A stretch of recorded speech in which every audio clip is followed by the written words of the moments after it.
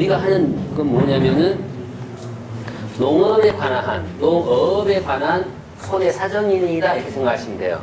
우리가 여러분들이 공부하는 내용이 무슨 공부에 그러면 농업 쪽에 손해 사정인이야. 그럼 왜 손해 사정이라고 하지 않아? 그러면은 이거예요. 손해 사정사는 금융감독원에서 자격증을 발급을 해요. 우리 손해 평가사는 농림축산식품부에서 자격증을 발급을 합니다. 그래서 기관이 달라요. 자격증을 제공하는. 그냥 똑같이 이름을 붙일 수가 없잖아요. 그래서 우리가 손해평가사 이렇게 이름을 붙여놓은 겁니다.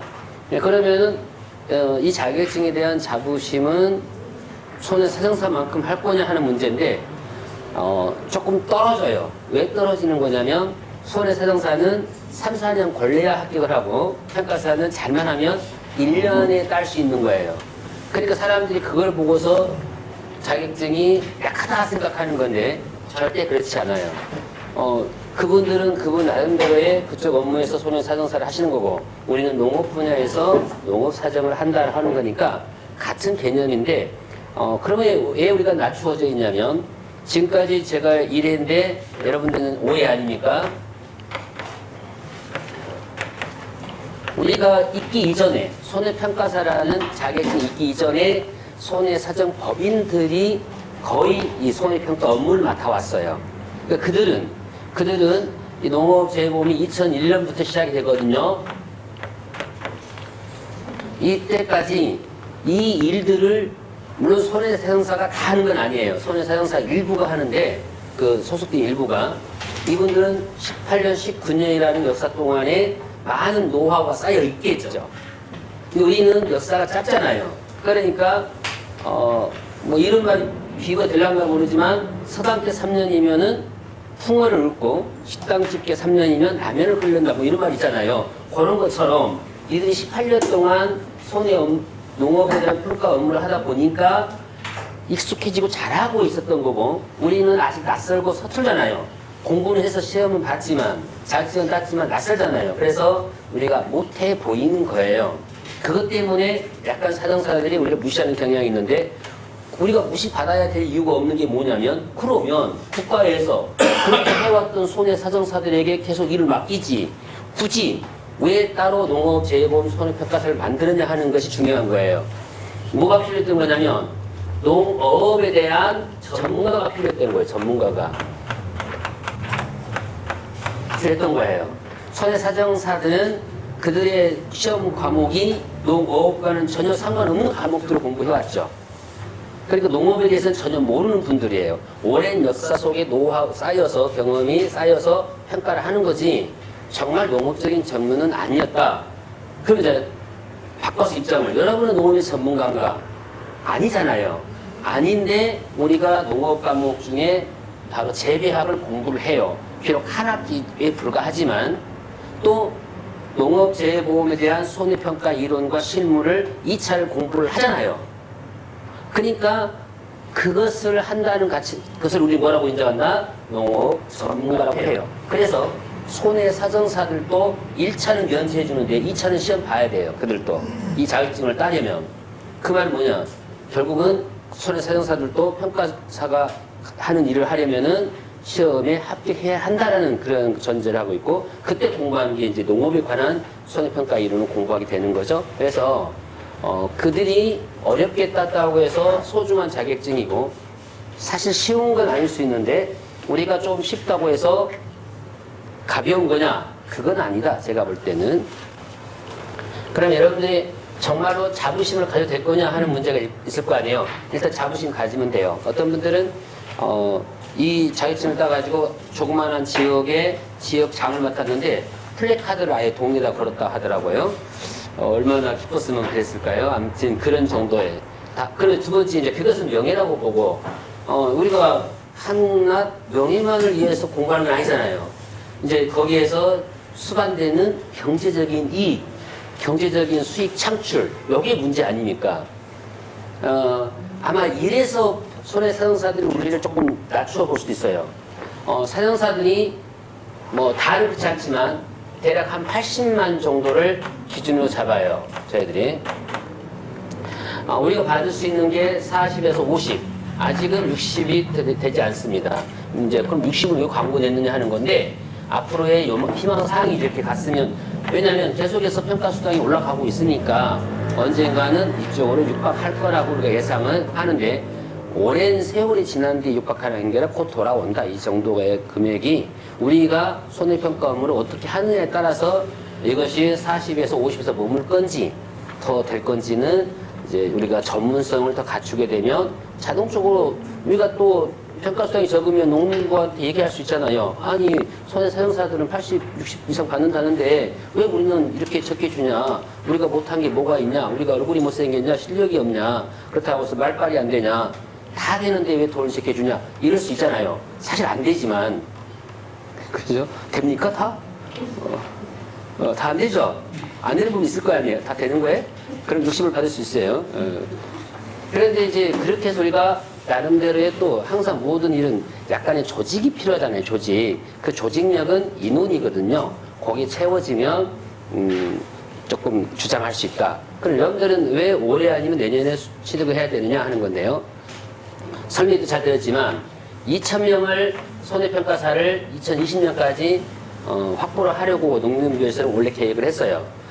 지금 4해 오도록 서명이 채 못 된다고 했잖아요.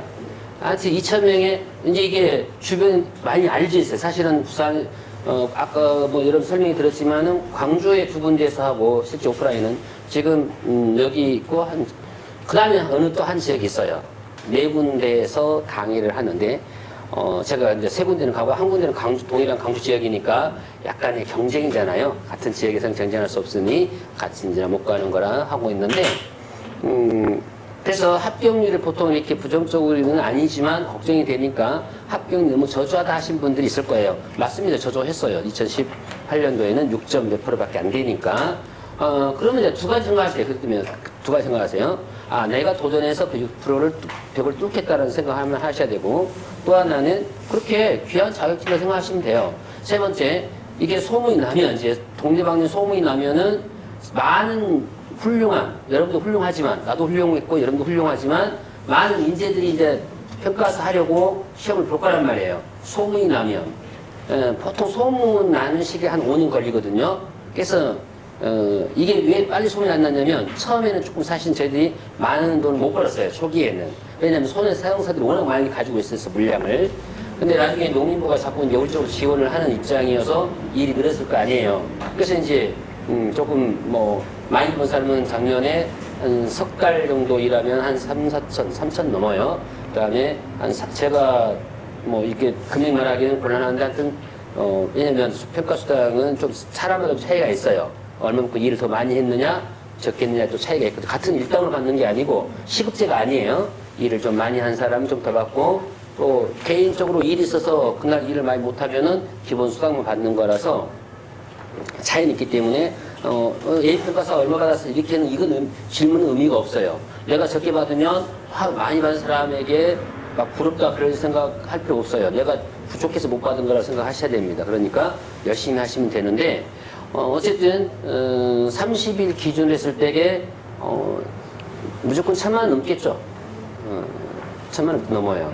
그러니까 30일에 1,000만 원 넘게 또 1년에 하는 것이 아니라 한 기간 내에 해요. 이게 손해평가 업무라는 게 막 1년이 늘어져 있는 게 아니고 딱 필요할 때 딱 한 기간에 하기 때문에 훨씬 효용 가치는 있다. 이렇게 이제 말씀드릴 수 있겠고. 이제 과목, 시험 과목을 준비하는 여러분들을 위해서 얘기해 보면 1과목, 2과목, 3과목이 있는데요. 이게 이제 보험, 그죠? 보험을 어디에서 따온 거냐면 상법에서 가져왔어요. 물론, 손해사정사들은 보험업법을 공부해. 보험업이 따로 있어요. 보험업법이라고 해서 보험업법, 시행령, 시행규칙이 있는데 우리 평가사는 상법 중, 상법 가운데 여러 법이 있어요. 뭐 여러 가지가 있겠죠. 상법은 우리 전체적인 경제 전반적인 법이기 때문에 막 부피가 이만큼 좀 너무 많아요? 좀 줄일까요? 이만큼은 될 거예요. 근데 그 중에 보험표는 이만큼이에요. 그 한 파트하고 제2과목이 농업 재보험법령. 이게 얼마만큼 적냐면은 0이 있고 그 다음에 시행령이 있고 시행규칙이 있고 이렇게 원래 법이 이렇게 돼 있잖아요. 근데 아직 규칙이 없어요. 그냥 뭐만 있냐면 손해평가 요령이 있어요. 그러니까 법이 얼마나 양이 적은지 규칙이 없을 정도로 양이 적어요. 그러니까 뭐 거의 특히 중개사 공부하신 분들은 그냥 한 이틀이면 공부한다 하더라고요. 중개사 안 하신 분들은 그러면 4일 하면 되는 거죠, 뭐, 그죠? 뭐 문제 있습니까? 수업 좀 더 하면 되는 거지. 그 다음 제3 과목이 뭐냐면 농학개론이라는 게 농학에 대한 얘기잖아요. 개론 중 재배학하고 원예 작물학. 왜 이게 두 개를 하나로 묶었냐면은 그런 것 같아요. 뭐 내가 이 자격증 만들 때 무엇을 넣자라고 한 사람은 아니지만 재배학은 작물이 어렸을 때부터 그보다 더 어릴 때는 뭐예요? 씨앗이었겠죠. 그때부터 수확할 때까지의 과정을 어떻게 해야 하면 되느냐, 즉 재배 환경하고 재배 기술 이런 것들에 대한 공부를 하는 게 재배학이에요. 그러니까 시험 문제도 재배 환경과 재배 기술만 알면 절대로 과락이 나올 일은 없어요. 근데 이게 전문적인 거냐? 그렇지 않아요. 조금 상식에서 약간 더 뛰어넘은 정도 섭니다. 그러니까 이게 어떻게 할까? 걱정한 환경이라면 우리가 사람도 의식주가 해결돼야 되잖아요.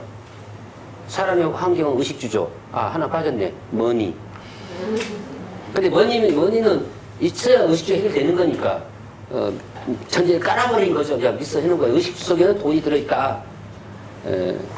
그죠? 제 아내가 굉장히 예뻐요. 그래서 보통 예쁜 분들은 자기 집에다 거울을 가지고 다닌다잖아요. 저희 집은 온통이 거울입니다. 사방이. 자신 있는가 보죠?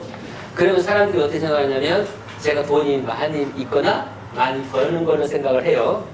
그러나 사람은 그렇지 않아요. 꼭 돈이 없거나 많이 못 벌어도 기본 본바탕이 괜찮으면 그게 다 통합니다. 뭔 얘기 하려고 하냐면 환경이죠. 그래서 물도 있어야 되고 토양도 있어야 되고 햇빛도 있어야 되고 그런 거 몇 가지만 하면 벌써 5개 맞아. 재배 기술. 그래서 어떻게 태양을 관리하고 어떻게 온도를 관리하고 그러면 5개, 10개 맞아. 관악이 몇 개예요? 10개예요. 근데 그 중에 여러분들이 기본, 농업을 전혀 몰라도 기본만 가지고 있어도 알 수 있는 게 서너 개는 돼요. 여러분들이 왜 어떤 사람들이 시험에 다 끌려오냐면은 뭐 시험 공부해? 나 이거 해. 한번 봐봐. 몇 개는 풀죠. 몇 번이나 3번 어떻게 맞았어? 하나 더 풀어볼까? 4번 맞았는데 어떻게 맞았어? 천재네. 그건 시험이라기에 원래 그런 기초적인 지식만 가지고 풀 수 있는 게 몇 문제가 있는 거죠. 거기에 끌려와가지고 시험 공부하는 사람도 많아요. 근데 이제 합격을 하려면은 그것이 중요한 게 아니죠. 무조건 10개 이상은 맞아야 되고 각 과목들이 15개 이상 돼야 되잖아요. 그게 좀 어려워지는 부담이 이제 생기는 거죠. 그러나 이제 여러분들이 저를 만났으니 3과목이 만점 나오기는 어려운 과목이지만 그렇다고 과락을 걱정할 정도의 과목은 아니다. 절대로. 인터넷 들어가보면 나와요. 막 재배학은 막 어렵고 그러니 과락만을 면할 것을 전제로 하고 뭘 전제로 해요. 80점 맞고 전제로요? 100점 맞고 전제해서 공부는 해야죠. 근데 실수로 100점 못 맞으니까 문제인 거긴 하지만 그렇게 돼요. 그러니까 걱정하지 마시고 1, 2과목은 정말 제가 뭐 이럴 때부터 공부를 해왔고 가르쳤으니까 다 알아요. 조금만 공부하면은 실수로 한두 개 틀리거나 서너 개 틀리지 이것 때문에 고민하지 않아도 돼요. 쉽다고 해서 쉽게 공부하는 건 아닌데 3과목을 과락을 면할 거냐? 아니에요. 그러나 저하고 공부를 하다 보면 뭐가 있냐면 시험 보고 나와도 자신이 없어요. 자신이 없지만 실제 채점해보면 깜짝 놀랍니다. 내가 이렇게 많이 맞았는가? 왜냐면 지금까지 1회부터 4회까지 오도록까지 제가 같이 공부했던 1회는 같이 공부했던 사람이니까요. 모든 사람들을 3과목을 얘기하는 게 그게 보편적인 얘기가 나중에는 제가 1회 때 사실 강의를 했어요. 자격증도 없이 가르치고 자격증을 따고 가르치고 이렇게 됐는데 1회 때 누가 그런 거 아닙니까? 1회 때는 누가 자격증이 누가 있어서 누가 자격증이 있겠어요? 아무도 없죠.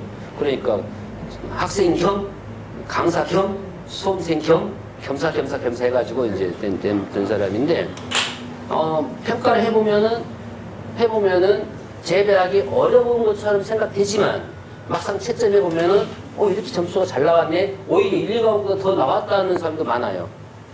그건 또 누구를 만났느냐가 중요하다고 그랬잖아요. 저를 만났기 때문이에요, 사실은. 그런데 저를 만나지 않아도 여러분들이 교재에 있는 거 잘 이해하고 관심만 조금 있으면 충분합니다. 이제 그렇게 할 거예요, 앞으로. 자, 그러면 이제 그 정도 하고 또 못한 얘기들은 또 전화 많이 들었으니까 또 여성들은 또 외로워요. 이런 전화하면 안 되고요. 외로운데 어떻게 할까요? 답은 없을까요? 왜 교수님은 제 마음에 불을 당겼습니까? 제가 당긴 적은 없으니까 저는 왜 껍데기 이거 인터넷에 하면 껍데기가 다르죠. 이 차 오케이 고가에 샀습니까? 급하기도 하셔라. 자, 그러면 우리가 재배학이 이제 들어갈 건데 설명 잘 듣고 그냥 복습만 한 번 하셔도 돼요. 됩니다. 내가 다 맞으란다 라고 생각하면 두 번 더 복습하시면 만점 가까이 나와요. 1, 2과목, 3과목 중에 만점이 제일 어려운 과목이 3과목이긴 해요. 그러나 사람 일이라는 게 알 수 있습니까? 이게 객관식이어서 그런 건지 모르는 것도 찍어서 맞는 경우가 생기는 게 이 시험 아닙니까? 객관식 문제죠.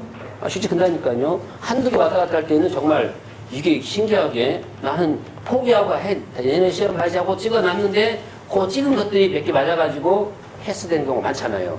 똑같습니다, 이것도. 그러니까 공부를 열심히 해보시자고요.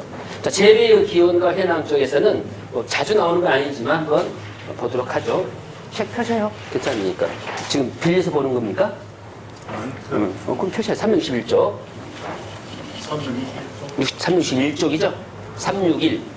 제 책은 361인데, 이게 이제 또, 이게, 맞아요. 네.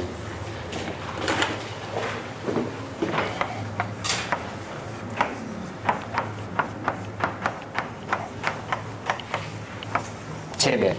작물을 기르는 거잖아요. 그러니 이제, 작물이라는 재배라는 개념과 식물이라는 개념과 작물이라는 개념이 있어요. 그냥 식물은 도처에 널려있는 걸 다 식물이라고 해요. 플랜트는 다 그냥 살아있는 동물 아닌 거다. 그런데 작물은 뭐냐? 이건 인간이 인위적으로 기르는 것을 작물이라고 해요. 그러니까 재배 작물이라고 하지 재배 식물이라고 하진 않죠. 그냥 재배 작물 그래요. 일반적으로 용어를 할 때. 그러면 여기서 나올 수 있는 건 뭐냐면 작물은 우리가 이용성과 경제성을 가지고 하는 거예요.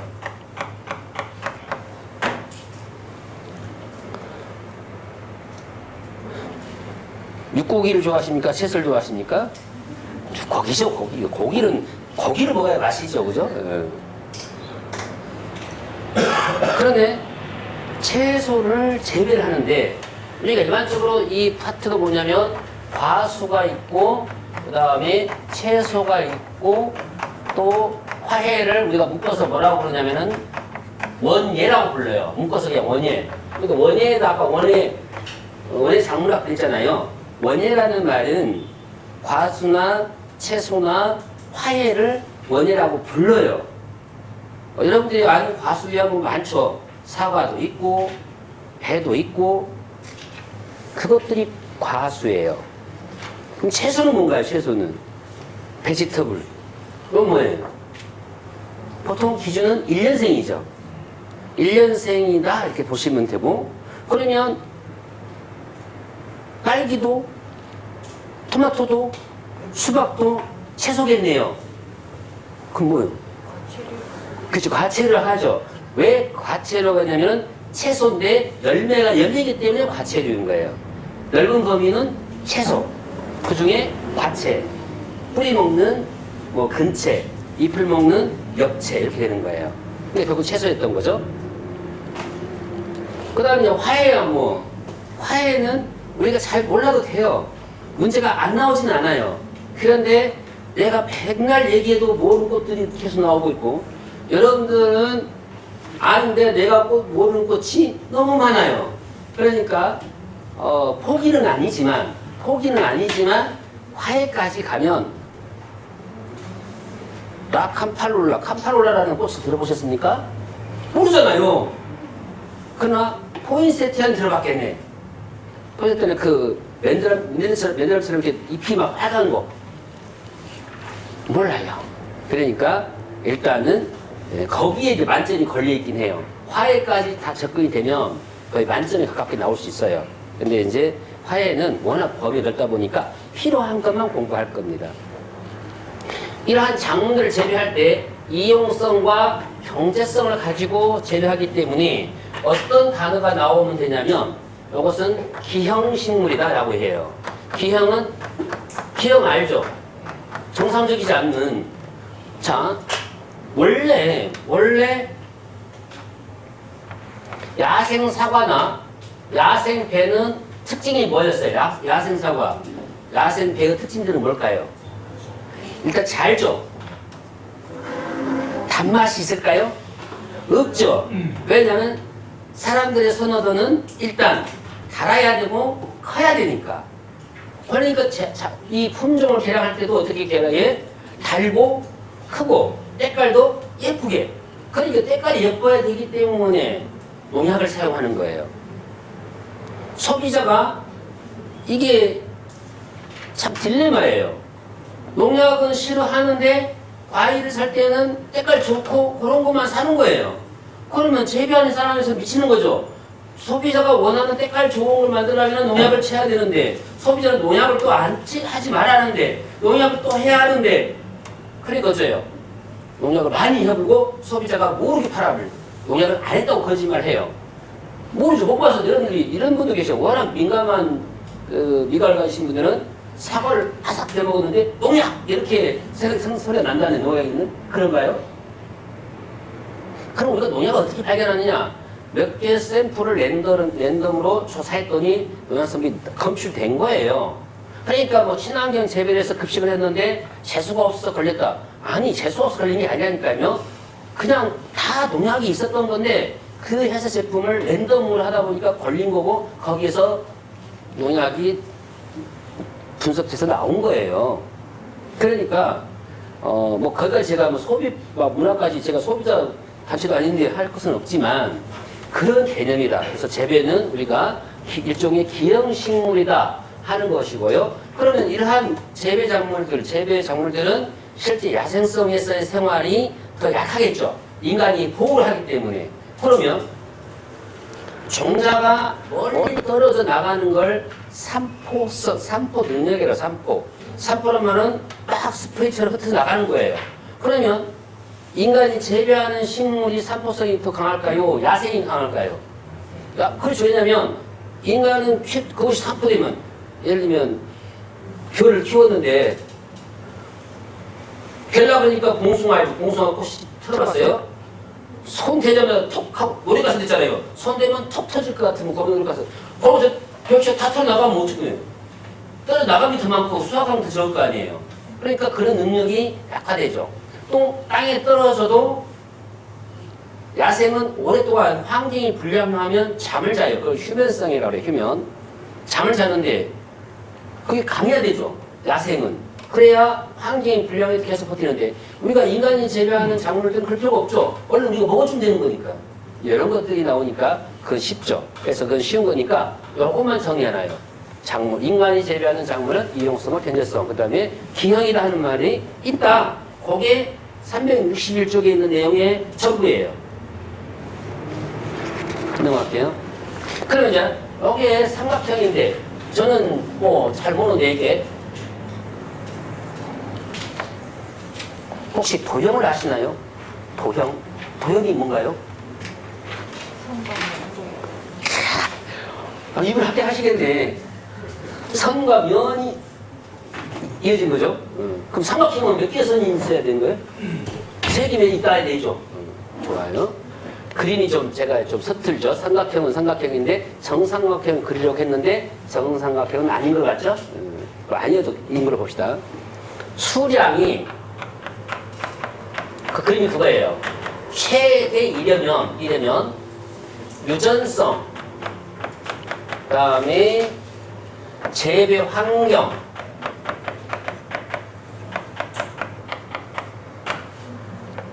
재배 방식, 이것이 적절하게 조화를 이루어야 된다. 그게 이거예요. 그 수학 환경이 재배 방식 또는 기술을 할까요? 같은 말이니까. 그러면 시험 문제 다음 중 수량의 최대를 이끌어내는데 필요한 요소는 뭐냐 이렇게 물어볼 거란 말이죠. 아직까지 한 번도 출제가 안 됐어요. 사회에 오더라. 그러나 어쨌든 항상 문제 가능성이 열려 있으니까 여러분들이 공부할 때 그런 거는 있어요. 책 뒷면에는 기출문제가 나와 있지 않습니까? 이런 것들은 한 번씩 풀어보셔야 돼요. 왜냐하면 기출문제는 과거의 이력이에요. 과거의 이력은 현재를 알려주고 미래에 대한 전망입니다. 그러니까 기출문제를 그대로 내진 않아요. 그대로 내는 시험은 출제자들이 욕을 바가지를 먹습니다. 그래서 낼 수도 없는 거고 그건 법에 나와 있어요. 절대 똑같은 거 내지 말라고. 그런데 똑같이 내지 말라는 게 무슨 개념이냐면 남자죠. 여자가 아니죠. 같은 문제는 아니에요. 시험 문제가. 여자죠. 남자가 아니죠. 이것도 같은 문제가 아니에요. 그러니까 기출문제를 보면 그림이 보여요.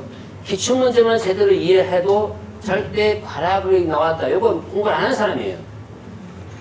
그런데 우리는 그걸로 만족할 수 없잖아요. 그래서 좀 더 명쾌하게 보기 위해서 공부를 더 하는 건데 이때 요건 안 나왔지만 간단하게 물어볼 수 있는 문제 소개하는 건데 근데 시험을 선생님이 이렇게 하셔놨는데 아니 아무리 봐도 그게 없습니다. 뭐가 없어요? 그랬더니 세상에 품종이 나왔네요. 그래도 된다.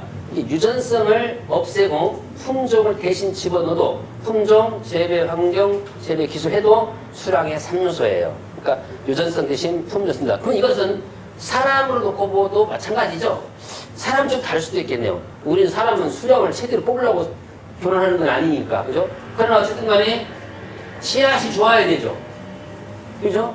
그 다음에 주변의 상황이 좋아질 거 아니에요. 와, 천재 나왔는데, 그죠? 뒷받침 못 해주면 천재성이 묻힐 거 아니에요. 물론 또 천재는 또 그걸 또 이기는 것도 천재이긴 해요. 그죠? 그걸 이겨내야 또 천재이기도 하는데, 어쨌든. 그래서 이 세 가지다. 그러면 여기서 나왔으니까 하나 헷갈리는 말이 나올 거예요. 이게 나오는데 갑자기 뜬금없이 수량 뒤에 잘 보이신가요? 크기는? 네. 여기 자금 잠깐 말씀해 주시면 제가 컸으니까 정감의 법칙이 뭐냐면 이것은 수량이 줄어든다는 뜻이잖아요.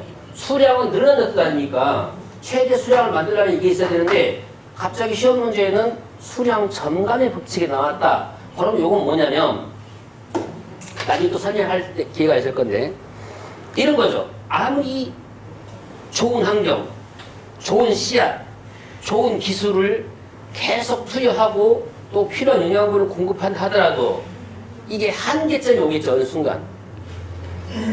그죠? 계속해서 막 모든 조건 다 갖춰주면 늘어요. 양이 느는데 어느 순간은 더 이상 늘지 못하고 멈추거나 그런 상태에 있죠. 그걸 뭐라고 해요? 수량 잠감의 법칙에 간다. 그러니까 이 인류가 이 재배에 대한 개념을 신경 안 쓸 수가 없죠. 아무리 문화가 발달한다 하더라도 먹지 않고서는 사람은 죽는 거니까. 그래서 이게 먹는 게 굉장히 중요한 거예요, 사람에게는. 근데 수량 점감이란 말은 수량 최대하고는 전혀 다른 말이다. 그러니까 비슷하다고 같이 이해하시면 안 된다는 거. 그것만 정리하고 넘어갈게요. 그럼 이제 거기서 작물을 재배하는 목적에서 3요소가 나와 있는데 어쨌거나 최대 수량을 왜 해야 될까요? 이왕이면 동일한 돈을 들였으면 많이 얻는 게 경제적으로 유리할 거 아닙니까? 또 농업소도 증대되는 것이고 그거 시험은 어렵지 않나요? 그냥 그렇게 부르시면 되고 그 밑에 재배의 기호가 발달인데 크게 두 가지가 있어요. 체크해야 할 것이 여러분들이 농경의 발상지에다가 큰 강 유역설이 있고 산간부 아직까지는 시험에 안 나왔지만 큰 강 유역설하고 산간분설이 있어요. 산간부 두 개만 아시면 되는데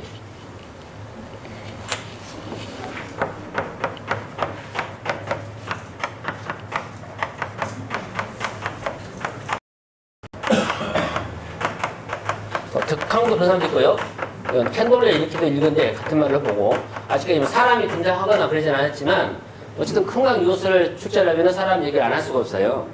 우리가 세계 4대 문명의 발상지가 강 주변이라면 다 알죠. 중국의 양센 황하, 그 다음에 이집트의 나일, 뭐 메소포타미아, 그것은 티그리스 강이나 유프라테스 강이 있잖아요. 이런 강에서 발생했다고 보는 설 아닙니까? 그런 설이 있는가 하면은, 아니면 상간부는 리비라는 사람이 주장했는데요. 여러분 이건 강이지만 반대로 산이죠. 여러분 그 아스텍이나 잉카나 요 문화는 어떻게 돼 있어요? 어디에 있어요? 고사에도 있죠? 뭐 산을 올라가는데. 야, 근데 현대보다 옛날 사람들이 더 힘이 좋았나? 어쨌든 간에 모아에 있으면 저는 깜짝 놀란 게 이따가는 머리 나와 있는 석상인데 요것만 해도 몇 톤인데 땅에는 더 큰 집도 있다면서요. 와, 이건 누가 옮긴 거예요 도대체? 아니 안 옮기고 원래 있었다고 합시다. 그럼 그건 누가 조각했던 거예요?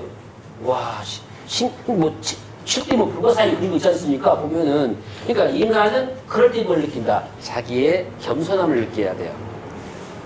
제가 많이 겸손한 편이에요. 겸손한 편인데 그 이유는 뭐냐? 이 중원에는 실력자들이 훨씬 많아요. 그러니까 분명히 내가 잘 가신다고 여러분에게 감히 말씀드릴 수는 있지만 중원에는 훨씬 실력자 많기 때문에 제가 겸손할 수밖에 없는 거예요. 그죠? 실력자는 훨씬 더 많이 늘려있다. 그래서 두 가지. 하나는 큰 강이 문화 발달인데 거기에서 재배가 시작됐다는 거. 근데 참 신기하긴 해요. 도대체 재배하긴 했는데 그 씨앗은 어디서 온 겁니까 도대체? 아니 이제 원래 야생에 있었던 거 아니에요?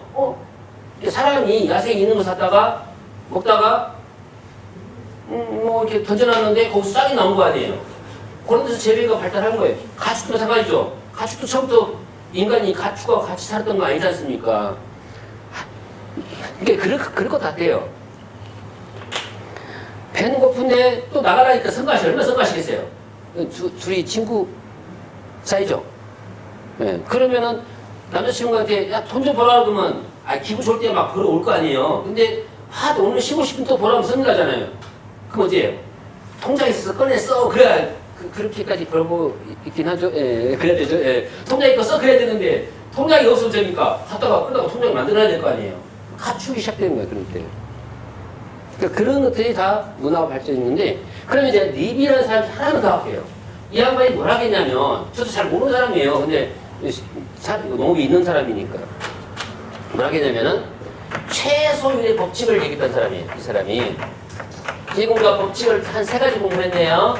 정리합시다. 수량 최대, 수량 정감, 최솔. 법칙은 우선 세 개만 우선 정리를 하시게요. 그러면 최솔 법칙이 뭐냐면, 이게 이제 나무 물통의 법칙이라고도 해요. 뭐 이게 나무 물통이 아니고 원료도 상관없고요. 하여튼 여러분 보통 이렇게 플라스틱 통이라고 한번 가정을 해봅시다.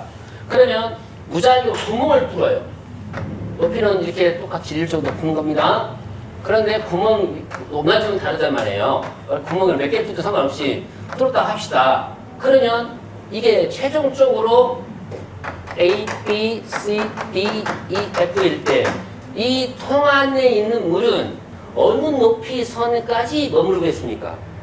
여기잖아요, 당연히. 해보시기 여기잖아요. 이게 바로 수량의 최소의 법칙이 뭐냐면, 인간도 마찬가지예요. 식물도 마찬가지로 사람도 그렇습니다. 뭐가 있냐면 양분을 풍부하게 해줘. 우리 서방님이 요즘에 너무 피곤하시다는데 홍삼, 티, 장어 이렇게 해서 먹였는데도 불구하고 홀골거리는 건 영양이 분명히 뭔가 잘못된 거죠.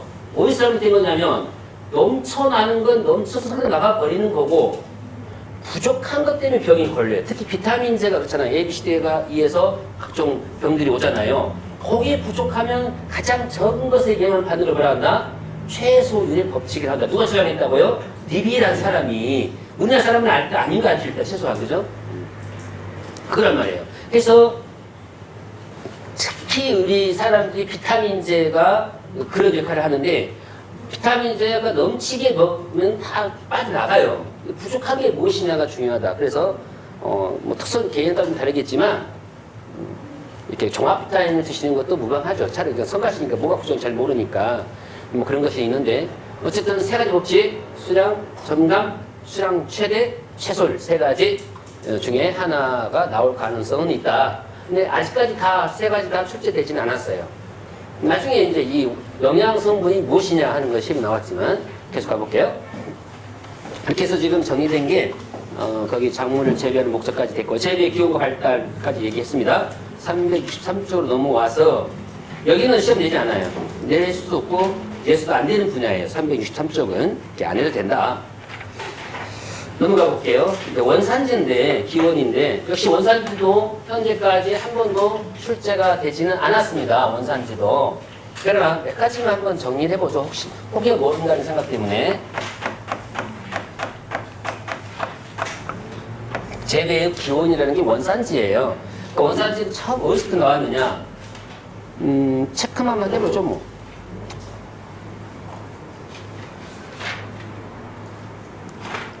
거기에서 제가 만약에 출제자라고 한다면 낼 것은 이거예요. 열대 아메리카 4번 있죠. 아메리카 쪽에 아메리카의 옥수수나 감자 또 고구마, 사실 고구마도 이쪽이에요. 원산지가 아메리카입니다. 옥수수, 고구마, 감자 정도가 아메리카예요. 거기 여러분 교재에 고구마는 안 들어가 있으니까 넣어놓으시고요. 하나 더. 필리핀 군도. 필리핀은 왜 뜬금없이 나왔을까 하는 건데요. 우리가 먹는 쌀의 품종 중에는 자포니카나 그다음에 뭐 자마이카 여러 가지 종이 있는데 사람들이 재팬, 일본을 연상을 많이 합니다. 근데 그렇지 않아요. 저의 원산지는 필리핀이고 거기에 뭐가 있냐면 IRI 해서 국제미작연구소가 필리핀에 있어요.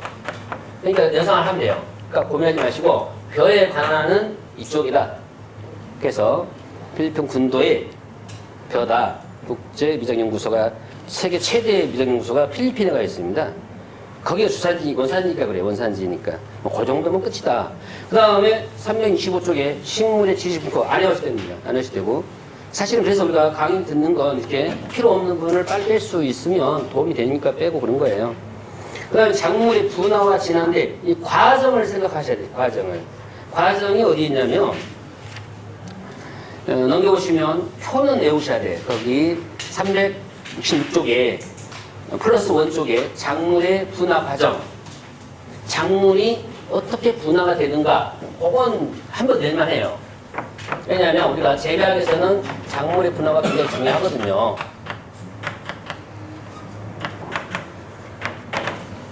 그럼 이게 유전적으로 변이가 생겨요. 변이가.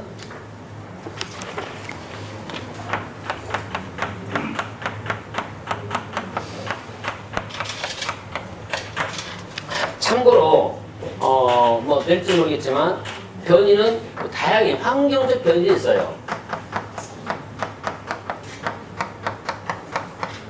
그러니까 똑같은 거죠. 변이가 생겼는데 가장 우리가 일반적으로 뜬금없는 변이를 뭐라고 불러요? 돌연변이. 그것도 변이잖아요. 그러니까 뜬금없는 변이가 돌연변인데 우리 집에는 저렇게 잘 예쁜 애가 없는데 뜬금없이 예쁘게 나왔네? 돌연변이네. 우리 집은 다 키가 큰데 너만 왜 작냐? 어렸을 때 많이 안 줬었는데 좀 뭐 속으로 그러고, 그죠? 부모님을 탓하면 안 되죠. 탓할 것이 부모 탓하면 안 되는데 그런 게 이제 변인데 그게 유전적으로 변이가 있고 환경적인 변이가 있다 이 말이에요. 그런데 중요한 건 뭐냐면 환경적 변이는 이것은 그대로 다음 세대로 이어지지 않아요. 그래서 의미가 없는 거예요. 그러니까 이 밭에 고구마를 키웠는데 갑자기 뭐 호박만한 고구마가 나와서 진짜 호박 고구마가 아니고 진짜 호박 고구마. 이것은 진짜 얘가 그런 유전적인 걸 가지고 있는지 아니면 그 환경이 좋았다 보니까 거기 생긴지를 판단해야 돼요. 근데 우리는 판단할 수는 없고, 그것이 왜냐면 그걸 하려면 염색지도 조사해야 되고 다 하는데 우리가 기술을 못해요. 그러면 이제 어떻게 하면 되나? 다음에 또 심어보면 돼요. 또 심어봤는데 호박이 안 나오고 그때는 이제 조금만 나오면은 이건 황역의 변이였다고 확인되는 거죠. 그래서 한 세대 더 거쳐야 되는데 원래 이제 과학적으로는 다 분석이 가능합니다. 분석을 해보면 다 나오는데 변이가 생기면 이것이 어떤 과정을 생각하고 두 번째가 도태화. 자, 도태란 말은 안 좋은 말이죠. 도태가 뭔지 알죠? 도태는 예를 들면은 보통 돼지는 나중에 가축할 때 말씀드리겠지만 돼지는 새끼를 많이 낳죠. 그러니까 보통 집에 돼지 그림 붙이는 이유는 다산 때문에 해놓은 거예요. 그러면 서양에는 뭐를 그림 붙여? 돼지도 붙이겠지만 석류를 많이 붙여요. 석류도 알맹이가 많으니까 다산인가 보죠. 뭐. 어쨌든 하는데 농장주가 돼지가 보통 나면은 12마리에서 14마리를 낳아요. 말도 안 해요. 그러면 돼지는 또 그런 습성이 있습니다. 젖꼭지가 있잖아요. 엄마 젖꼭지가 있는데 처음에 나와가지고 이 돼지가 어떤 젖꼭지를 물었다. 내가 만약에 나왔는데 1번 젖꼭지를 물면 그때는 치해먹고 다른 놈은 절대 손 못 대요. 다 정해졌으니까 먼저 빠는 사람이 인자예요. 돼지 꼭지는. 죄송합니다. 표현이 너무 강력했죠? 그 먼저 뭐라 할까? 좋은 말로 쓰다해보고 점유. 점유. 먼저 점유님이 쳐요. 네, 점유. 그러니까 근데 또 강한 A일수록 빨리 점유율이 빠르겠죠. 빠르고 어느 쪽으로 위치하겠어요, 방향을. 좋은 쪽으로 하죠, 좋은 쪽으로. 저또 유랑도 많이 나오고 좋은 쪽 할 거 아닙니까? 그러니까 늦게 나오고 힘없는 애는 숫자가 또 적으면 돼지가 쉽게 더 많으면은 점유를 못 하죠. 그러니까 실제 농장주는 어떻게 하냐면 돼지를 딸 때 약한 애를 먼저 좋은 쪽으로 그것을 물어줘요.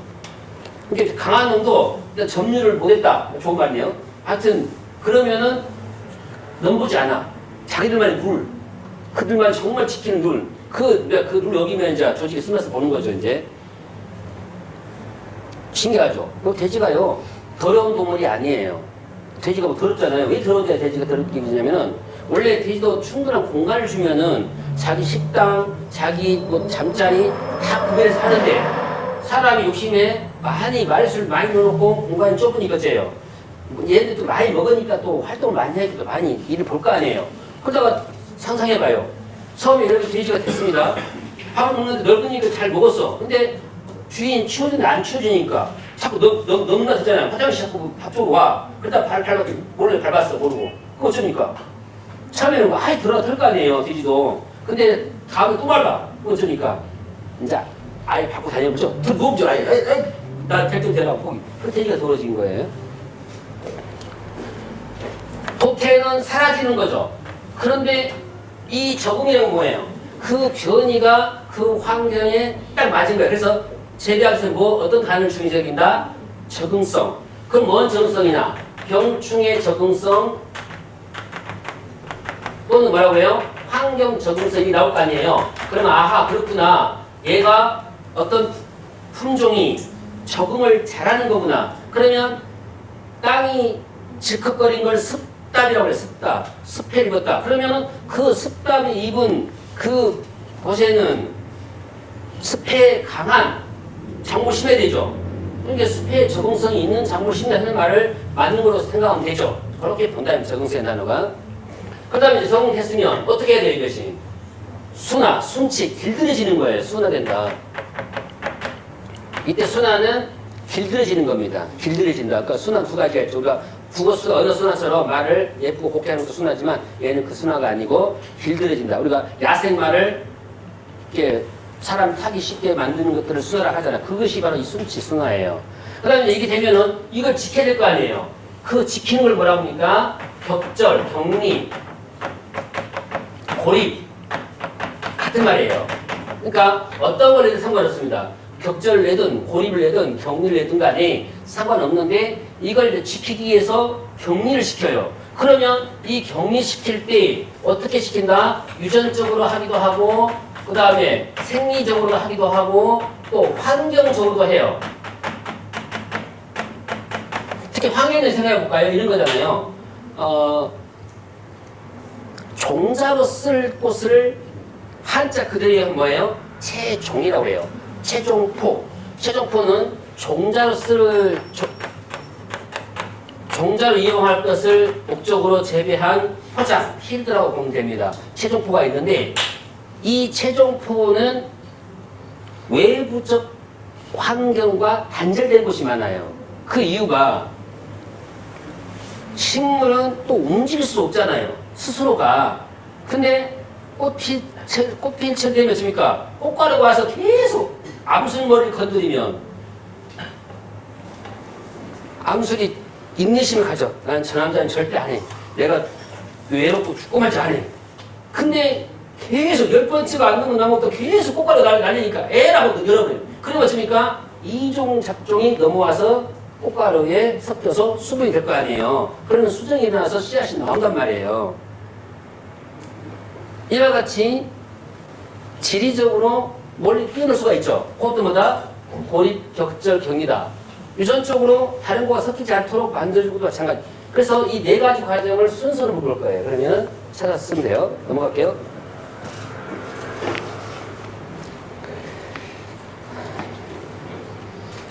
작부 체계. 자, 작부라고 하는 것은 농사를 짓는 체계다. 뭐 작물을 재배하는 체계라고 보시면 되는데 용어를 보시면 돼요. 뭐 대전도 거기 그냥 쉽게 그냥 화전이라고 보면 됩니다. 이동하면서 하는 거. 그다음에 휴안이 있고요. 알할 용어가 이제 세 개가 나와요. 삼포식, 대량 삼포식, 그 다음에 자유작, 답준이나인데 요거 하고 쉴게요. 조금만 참으세요. 그러면 이게 삼포식이라는 건 뭐냐면 필드를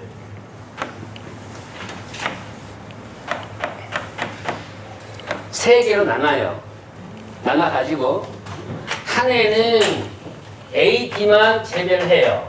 그러면 C는 어떻게 했습니까? 남아있는 상태겠죠? 이걸 휴경을 해. 농사를 안 짓는 걸 휴경, 쉰다 뜻이니까. 그 다음 해에는 B하고 C만 재배하면 A가 어떻게 있어요? A가 휴경돼야 되겠죠? 그 다음에는 어떻게 하면 되겠어요? B를 남기고 A와 C를 재배하면 되겠죠? 이렇게 돌아가면서 하는 것을 삼포식이라고 해요. 그런데 가만 그냥 놓고 놀려놓으니까 너무 아까운 거예요. 그때 와서 휴경은 하긴 해야 되겠는데 아까우니까 여기다가 뭘 재배하냐면 녹비 작물이나 사료 작물을 재배해요.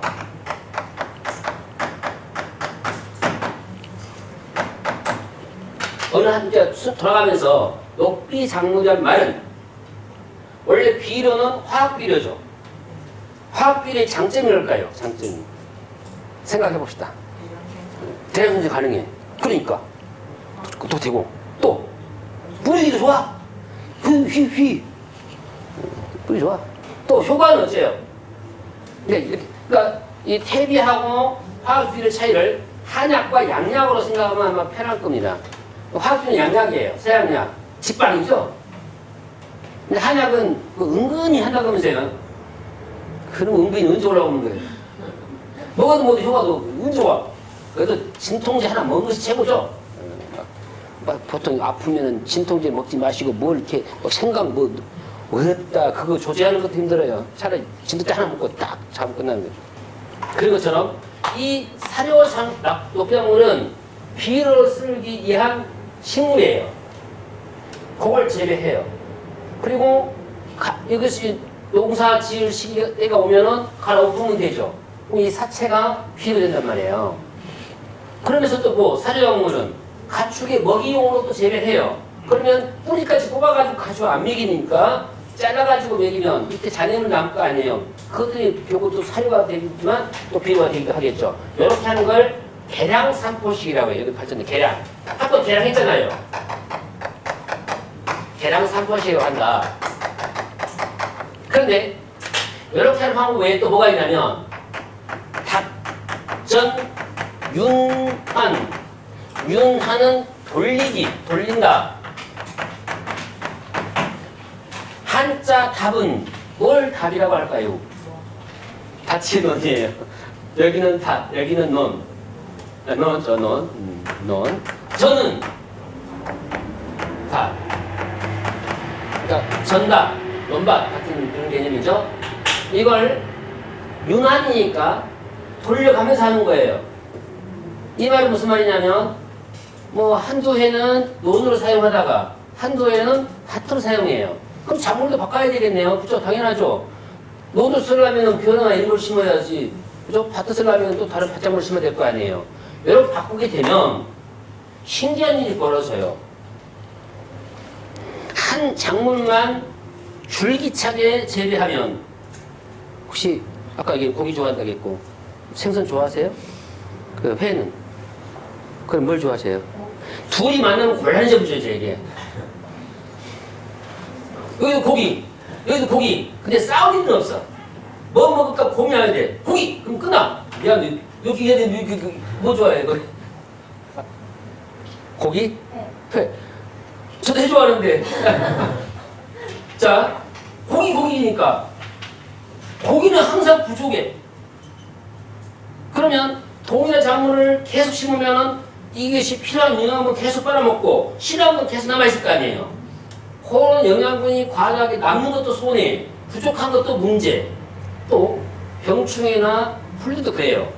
야, 저 집에는 따뜻해. 근데 따뜻한 걸 좋아하는 병충해도 있고 따뜻한 걸 싫어하는 것도 있어요.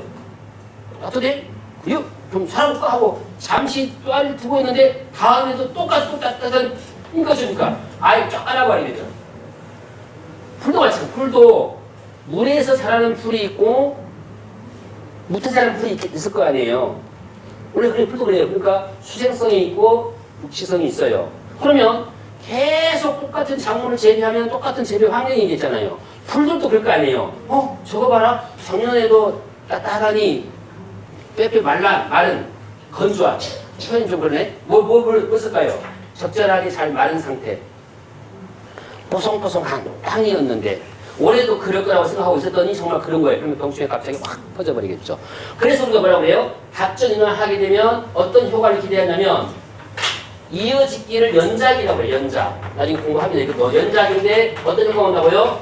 윤작, 돌려짓기가 오고 병충해가 많이 생긴다고 줄어든다고 줄어들고 또 제초, 잡초가 많이 생긴다고 적다고요. 적고 영양분이 골고루 섭취되겠죠. 여기 윤작의 효과예요. 돌려짓기에. 그 윤작의 효과를 얻기 위해서는 확실한 효과보다 답전 윤환, 논과 밭을 돌려가면서 짓는 거예요. 이 개념 이해하셨죠? 그러면 시험 문제 뭐 나온다? 다음 주 답전 윤환의 이점이 아닌 것은 그러면은 영양분의 불균형. 그 말이 안 되는 거죠. 영양분이 오히려 균형이 간단 말이에요. 좋아하는 것, 싫어하는 것, 호불호가 딱 나눠져 있으니까. 근데 이제 여기서 마지막으로 외국말이 하나 나와요. 노포크식. 이게 나오면 얘들은 거의 계량 사포식의 개념. 사포식에서 이게 약간 늘린 거, 사포식을 확대한 거라고 보면 돼요. 우리나라에서는 거의 안 씁니다. 우리가 거의 안 쓰고 외국에서 쓰기 때문에 그 말도 여기서 온 건데, 보리, 밀, 클로버 이것들을 계속 교차로 심는 거예요. 노포크식. 그러니까 삼포식을 이해했다면, 계란 삼포식을 이해했다면은 그 과정을 하나 더 넘긴다. 작목들을 돌려가면서 계속 돌려가면서 심는 거예요. 그러면 효과가 있겠죠. 그러면 지금까지 공부했던 삼포식, 계란 삼포식, 답전윤환, 노포크식의 핵심 하나는 뭐냐? 한마디로 이것 때문이에요. 지력. 그렇죠. 이거예요. 회복이는 유지. 지력하고 토양 비옥도와 같은 말은 아니지만 토양이 비옥하다는 건 그죠? 문전옥답 있잖아요. 문전옥답이란 말이 들어봤죠. 문전옥답은 우리 집하고 뭘 해야 돼? 갖고 와야 돼요. 바꿔야 되죠.